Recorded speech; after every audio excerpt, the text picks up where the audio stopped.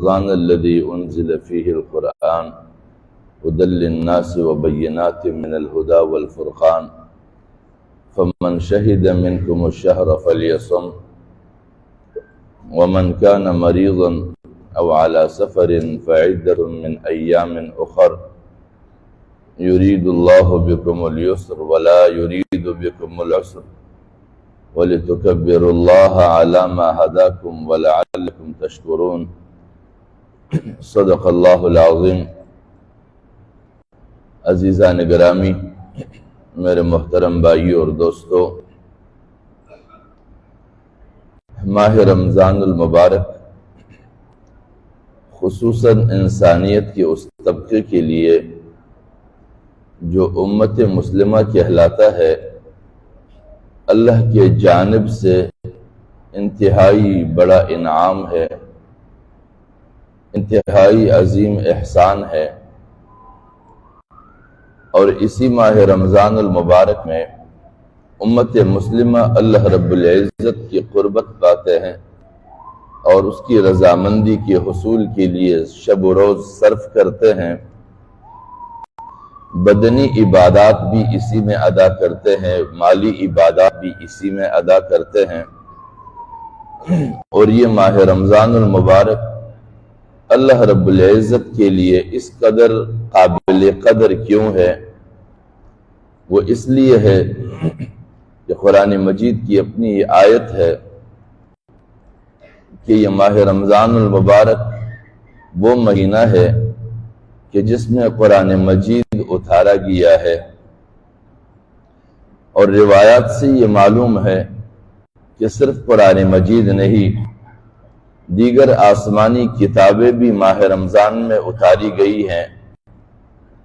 یہاں تک کہ زبور کے متعلق روایت میں آتا ہے کہ 18 رمضان المبارک کو زبور کا نزول ہوا ہے، 6 رمضان المبارک کو تورات کا نزول ہوا ہے، اور ایک اور روایت میں کہ انجیل کا نزول بھی 18 رمضان المبارک کو ہوا ہے۔ حضرت ابراہیم علیہ السلام کو جو صحیفے دیے گئے تھے وہ بھی ماہ رمضان المبارک میں دیے گئے۔ تو اس لحاظ سے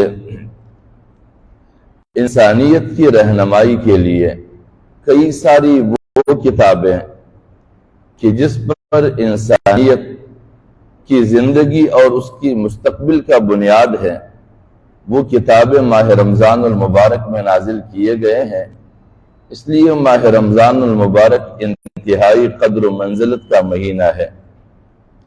اور پھر قرآن مجید کے متعلق بھی اللہ رب العزت فرماتے ہیں کہ یہ کتاب بھی کوئی معمولی کتاب نہیں، ہدی للناس، انسانیت کے لیے رہنما کتاب ہے۔ اب ماہ رمضان المبارک میں عموماً اللہ کی رضا کی حصول کی جانب جب متوجہ ہوتے ہیں تو اس میں خاص طور پر قرآن مجید کو بھی زیادہ پڑھا جاتا ہے، تلاوت کی جاتی ہے۔ لیکن قرآن مجید یہ صرف ماہ رمضان میں پڑھنے کی کتاب نہیں ہے، صرف ماہ رمضان میں متوجہ ہونے کی کتاب نہیں ہے۔ ہماری زندگی کی دنیوی معاملات میں اور ہمارے ریاستی سطح پر سیاسی جذبات کو ٹھنڈے رکھنے کے لیے جن کو ہم رہنما مانتے ہیں، ہم ان کے شب و روز کے صداؤں پر لبیک کہتے ہوئے دوڑتے ہیں، لیکن یہ کتاب بھی ہمارے لیے رہنما کتاب ہے، اور یہ سب سے اہم ترین رہنما ہے۔ لیکن ہم نے بطور رہنما کتاب اس قرآن مجید کو اختیار نہیں کیا ہے، ہم نے صرف مقدس کتاب سمجھا ہے۔ جس طرح دیگر مذاہب اور ادیان سے تعلق رکھنے والوں نے اپنے کتابوں کو صرف مقدس کتاب مانا ہے، مخصوص رسومات میں اسے اٹھاتے ہیں اور پھر واپس رکھ دیتے ہیں، ہم بھی ماہ رمضان میں قرآن مجید کو اٹھاتے ہیں، ان کی صفحات کو پلٹتے ہیں اور پھر اسے رکھ دیتے ہیں۔ ہماری زندگیوں میں کتاب کوئی مؤثر کتاب نہیں بن پائی آج تک، اور ایسے تو اللہ رب العزت نے اس کو مؤثر کتاب بنا کر بھیجا ہے، لیکن ہم نے اپنے کردار اور اپنے خواہشات کی بنیاد پر کتاب کو غیر مؤثر کتاب بنا دیا ہے، اور غیر مؤثر اس طرح بنا دیا ہے کہ اتؤمنون ببعض الکتاب وتکفرون ببعض، کہ ہم اپنی منشا کی بنیاد پر جہاں ہمیں فائدہ نظر آتا ہے وہاں پر ہم کتاب کو ماننے والے بن جاتے ہیں، لیکن جہاں پہ ہمیں فائدہ نہیں ہوتا، ہمارے حالات اور زندگیوں کو بدلنے والی کتاب بن جائے، ہمیں لگام دینے والی کتاب بن جائے، وہاں پر ہم زبان سے تو نہیں کہتے کہ کتاب کو نہیں مانتے ہیں، لیکن وہاں پر ہم چشم پوشی اختیار کر لیتے ہیں، وہاں پر آنکھیں بند کر لیتے ہیں، کسی اور کی توجہ جائے میری کردار پر انگلی اٹھانے کی بنیاد حوالے سے، اور وہاں پر دلیل قرآن بنے تو میں کوشش کروں کہ وہاں پر اس کی توجہ قرآن کی جانب جانے نہ دوں۔ اس طرح کی صورتحال جب پیدا ہو تو ہم اس قرآن کو چھوڑنے والے بن جائیں گے، اور روز محشر کیا ہے؟ وقال الرسول یا ربی، رسول صلی اللہ علیہ وسلم اللہ رب العزت کے حضور شکایت فرمائیں گے کہ اے میرے پروردگار، ان قوم اتخذوا، میری وہ قوم جو دین اور شریعت کی بنیاد پر میری پیروی کرنے والی تھی، کیونکہ قومیت کا اطلاق صرف زبان اور لسان کی بنیاد پر نہیں ہے، قومیت کا اطلاق ایک فکر پر اکٹھے ہونے کے لحاظ سے بھی ہے، ایک دین پر اکٹھے ہونے کے نام سے بھی ہے، ایک شریعت پر اکٹھے ہونے کے لحاظ سے بھی ہے۔ تو رسول اللہ صلی اللہ علیہ وسلم کا فرمان ہوگا ان قوم اتخذوا هذا القرآن مہجورا، میری اس قوم نے جو میری اتباع کرنے والے تھے اس نے قرآن کو چھوڑنے والے لوگ بن گئے، قرآن کو چھوڑ دیا تھا۔ اور قرآن کا چھوڑنا یہی ہے، آج ہماری زندگی کے تمام تر معاملات قرآن سے بالکل الگ تلگ ہے، نہ ہمارے مارکیٹنگ میں قرآن ہے، نہ ہمارے رشتوں میں قرآن ہے، نہ ہمارے تعلقات میں قرآن ہے، نہ ہمارے وابستگیوں میں قرآن ہے، نہ ہماری عبادات میں قرآن ہے، نہ ہمارے واسطوں میں اور تعلقات میں قرآن ہے۔ کسی چیز میں کہیں پر بھی قرآن دخل انداز کرتے ہوئے نظر نہیں آئے گا، اور نہ ہمیں انہیں داخل کرتے ہوئے ہم میں سے کوئی دکھائی دیتا ہے۔ قرآن کو ہم نے ایسا بنا دیا، لیکن اللہ رب العزت فرماتے ہیں ھدی للناس، پوری انسانیت کے لیے رہنما کتاب، وبینات من الہدی والفرقان، اس میں واضح دلائل ہے حق اور باطل کی تمیز کرانے کے لیے۔ لیکن ہم حق اور باطل کو کیسے سمجھتے ہیں؟ حق اور باطل کے لیے ہم نے معیار بنایا ہے، فلان شخص فلان کے ساتھ ہے اس لیے یہ حق ہے، فلان شیخ فلان کے ساتھ ہے اس لیے یہ راستہ حق ہے، دلیل رجال سے بنا دیا ہم نے۔ حالانکہ حضرت علی کرم اللہ وجہ فرماتے ہیں انما یعرف الرجال بالحق، لوگ تو حق کے ذریعے پہچانے جا سکتے ہیں کہ فلاں بندہ حق پر ہے، لیکن ولا یعرف الحق بالرجال، حق لوگوں کے ذریعے نہیں پہچانا جا سکتا کہ فلاں شخص فلاں راستے پر ہے اس لیے یہ راستہ حق ہے، یہ دلیل نہیں بن سکتا۔ تو قرآن مجید ایک رہنما کتاب ہے، وبینات من الہدی والفرقان، حق اور باطل کے درمیان واضح دلائل کے ساتھ تمیز کرانے والی کتاب ہے۔ فمن شہد منکم الشہر فلیصم، اللہ رب العزت فرماتے ہیں کہ اتنے عظیم کتاب کا نزول ہوا ہے اس مہینے میں، بس تمہیں سے جو بھی اس ماہ کو پائے اس کے لیے مناسب یہی ہے فلیصم، کہ وہ روزے رکھے۔ اور روزے رکھے کیوں؟ اس لیے تاکہ ہم میں رکنے کی عادت پیدا ہو جائے۔ اب ہم میں رکنے کی عادت نہیں ہے، جہاں جس طرف کسی نے بھی پکارا دوڑ لگا دو۔ حالانکہ قرآن مجید میں ہے وَلَا تَقْفُ مَا لَيْسَ لَكَ بِهِ عِلْمٌ، جس چیز پر تمہیں کامل آگاہی نہ ہو اس صدا کے پیچھے دوڑ نہ لگاؤ، اس طرف نہ دوڑو۔ اور فَلْيَصُمْ، تمہیں چاہیے کہ تم روزے رکھو، اور روزے کا معنی، صوم کا معنی یہ رکنے کا ہے، اور رکنے کی عادت ہم میں پیدا ہو۔ وَمَنْ كَانَ مَرِيضًا أَوْ عَلَى سَفَرٍ، جبر نہیں، زبردستی نہیں ہے، اگر کوئی سفر میں ہے، بیمار ہے، فَعِدَّةٌ مِّنْ أَيَّامٍ أُخَرَ، وہ بعد میں اس پر ہے کہ بعد میں اس کی تعداد پوری کرے۔ اور تعداد کیوں پوری کرے؟ اگر فوری پوری کرے تعداد رمضان المبارک میں تو بھی ایک فائدے سے وہ مستفید ہوگا، اور اگر بعد میں پوری کرے تو تب بھی اس کو فائدہ ملے گا۔ اور یہ روزے اس طرح کیوں ہے کہ اگر مریض ہے تو رعایت ہے، یرید اللہ بکم اليسر ولا یرید بکم العسر، اللہ رب العزت تمہیں سہولت دینا چاہتے ہیں، آسانی کا معاملہ رکھنا چاہتے ہیں۔ وَلَا يُرِيدُ بِكُمُ الْعُسْرَ، وہ سختی اور شدت کا معاملہ نہیں چاہتے ہیں، ورنہ تو کہہ دیتے کہ ہر حال میں رکھنا ہے، چاہے مرو، جو بھی ہو، سفر میں ہو، حضر میں ہو، بیمار ہو، جیسے بھی ہو، لیکن نہیں، رعایت رکھا گیا ہے۔ لیکن کہتے ہیں فَلْيَصُمْ، ہو اسے چاہیے کہ رکھ کے روزے۔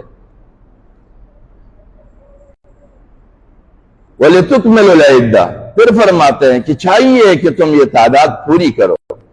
وَلِتُكَبِّرُوا اللَّهَ عَلَى مَا هَدَاكُمْ، جب روز رکھیں گے اور تعداد پوری کریں گے تو وَلِتُكَبِّرُوا اللَّهَ عَلَى مَا هَدَاكُمْ، پھر اس لیے ہے یہ تاکہ تم اللہ کی بڑائی بیان کرو۔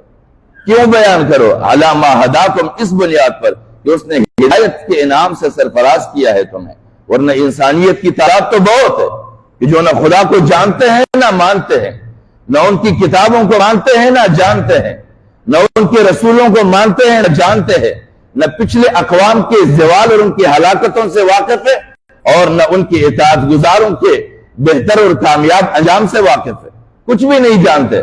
لیکن جو جان گئے ہیں اسے اہمیت بھی جان لینی چاہیے۔ وَلِتُكَبِّرُوا اللَّهَ عَلَى مَا هَدَاكُمْ، اسی بنیاد پر کہ ہدایت سے سرفراز ہوئے ہو تو اللہ کی بڑائی بیان کرو۔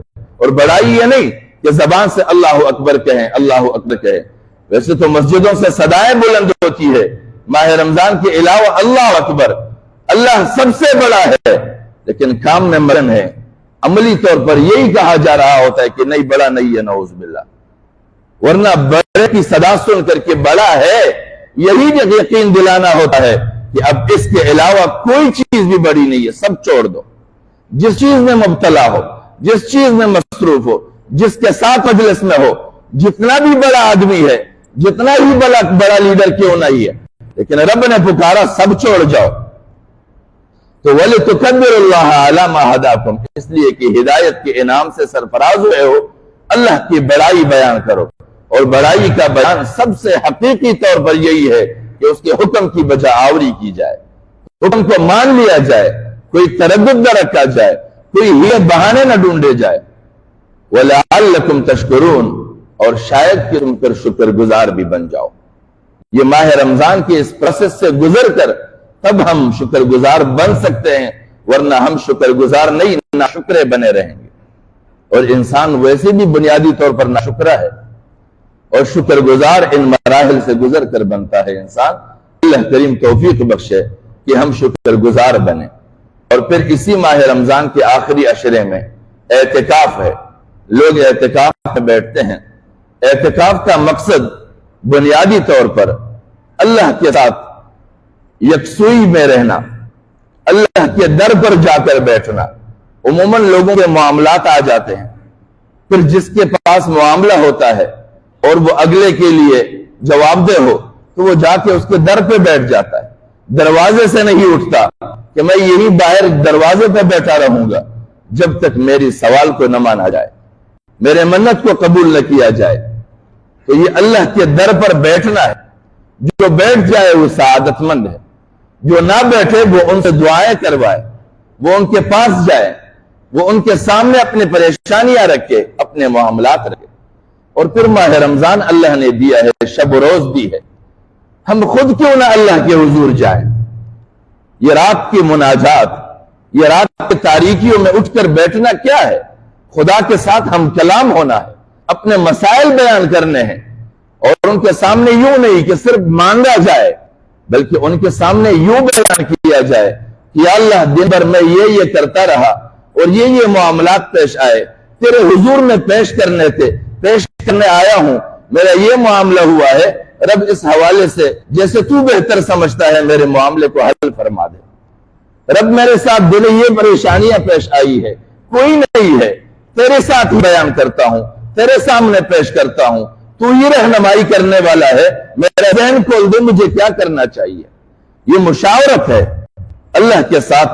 جب اس طرح کی کیفیت پیدا ہوگی تو ابتداءً تو آدمی صرف بولتا رہتا ہے، لیکن بعد میں محسوس کرے گا کہ رب اس سے ہم کلام ہے، اور وہ خود اللہ کے ساتھ اپنے پریشانیاں شیئر کر رہا ہے، اور کوئی ذات تو ہے ہی نہیں، وہی ذات ہے۔ ہم ایمان اسی پر لائے ہیں، تو پھر اسی کی جانب رجوع کیوں نہیں کرتے؟ ہم دوسروں کے سامنے جاتے ہیں، ادھر ادھر بھٹکتے ہیں، لیکن جہاں رجوع کرنے کی جگہ ہے وہاں ہمیں جانا چاہیے۔ وَإِذَا سَأَلَكَ عِبَادِي عَنِّي، جب میرے بندے میرے متعلق پوچھے، سوال کرے، فَإِنِّي قریب، اسے کہہ دیجئے کہ بلا شک و شبہ میں اس کے قریب ہوں۔ کوئی وسیلے کی ضرورت نہیں ہے، کسی ذرائع کو ڈھونڈنے کی ضرورت نہیں ہے، کسی سفارشی کو تلاش کرنے کی ضرورت نہیں ہے، کسی بزرگ کے ہاتھ پیر پکڑنے کی ضرورت نہیں ہے، براہ راست پکارو، کسی ٹائم کی ضرورت نہیں ہے، کسی کا وقت لیا جاتا ہے، دفتر پہ انتظار کیے جاتے ہیں، سفارشی ڈھونڈے جاتے ہیں، ان کے سیکٹری کو رشوت دیا جاتا ہے، نہیں، یہ در کھلا ہے سب کے لیے۔ خود جائیں، خود مانگے ہم تو ملے گا۔ اجیب دعوت الداعی، میں جواب دیتا ہوں، اجیب، میں جواب دیتا ہوں، دعوت الداعی اذا دعانی، جب پکارنے والے مجھے پکار رہے ہوتے میں اس کی پکار کی جواب دیتا ہوں۔ فَلْيَسْتَجِيبُوا لِي، تو اسے بھی چاہیے کہ میرا کہنا مانے، وَلْيُؤْمِنُوا بِي، مجھ پر یقین رکھے، کہیں اور کیوں جائے، لَعَلَّهُمْ يَرْشُدُونَ، شاید وہ راہ پا جائے، اور واسطے سے راہ پائے جاتے ہیں۔ اللہ کریم ہمیں توفیق بخشے کہ ہم ماہ رمضان کو سمجھے، اس کی اہمیت کو سمجھے، اس کی ضرورت کو سمجھے، اور اپنے مستقبل کو سمجھے اور اپنے مسائل کو سمجھے۔ اللہ کریم ہمیں ماہ رمضان میں زیادہ سے زیادہ اللہ کے جانب رجوع کرنے اور انسانوں سے پلٹنے کی خدا ہمیں توفیق عطا فرمائے، اور انسانوں کے ساتھ زیادہ سے زیادہ ہمدردی کی توفیق عطا فرمائے، کیونکہ اس ہمدردی سے خدا ملتا ہے۔ اللہ کریم ہمیں بھی دنیا میں معاونت اور آخرت میں دیدار نصیب فرمائے۔ وآخر دعوانا ان الحمدللہ رب العالمین۔